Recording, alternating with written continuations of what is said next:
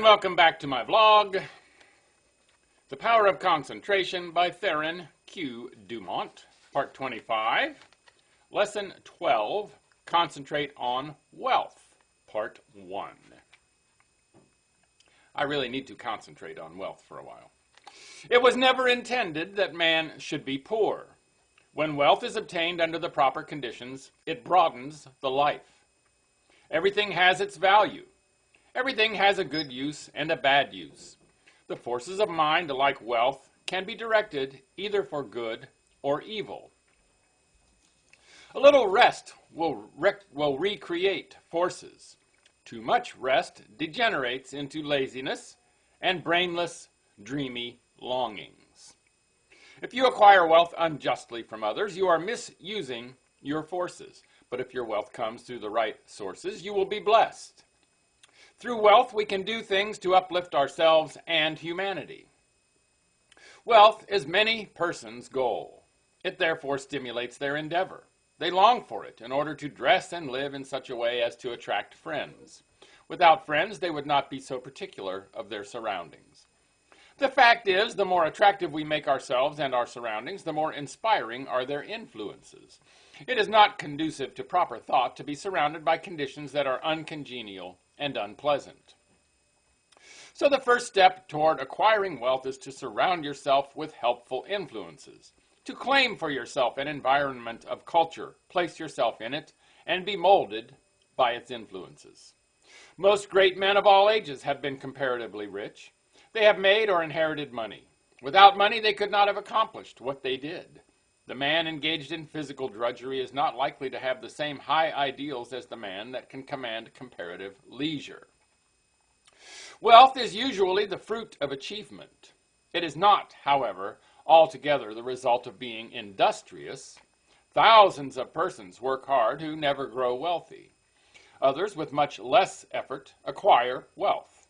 Seeing possibilities is another step toward acquiring wealth. A man may be as industrious as he can possibly be, but if he does not use his mental forces, he will be a laborer, to be directed by the man that uses to good advantage his mental forces. No one can become wealthy in an ordinary lifetime by mere savings from earnings. Many scrimp and economize all their lives, but by so doing waste all their vitality and energy.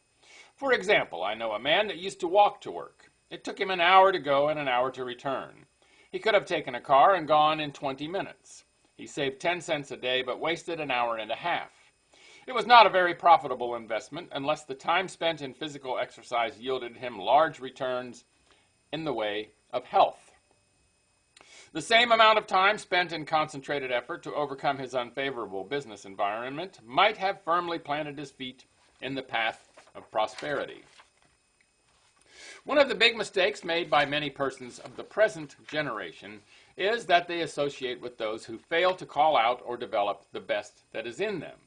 When the social side of life is developed too exclusively, as it often is, and recreation or entertainment becomes the leading motive of a person's life, he acquires habits of extravagance instead of economy, habits of wasting his resources, physical, mental, moral, and spiritual, instead of conserving them.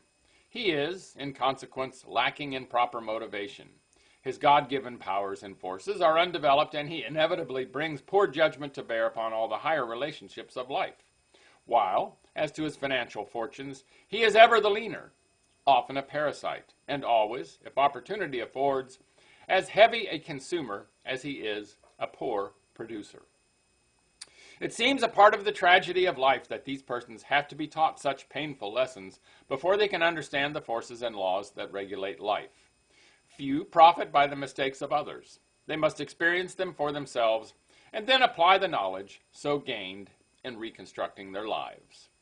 Any man that has ever amounted to anything has never done a great deal of detail work for long periods at any given time. He needs his time to reflect. He does not do his duties today in the same way as yesterday, but as the result of deliberate and concentrated effort, constantly tries to improve his methods. And there we'll stop for today. Tomorrow we finish up with Concentrate on Wealth. Yep, Concentrate on Wealth is finished tomorrow. Make it a great day. And bye for now.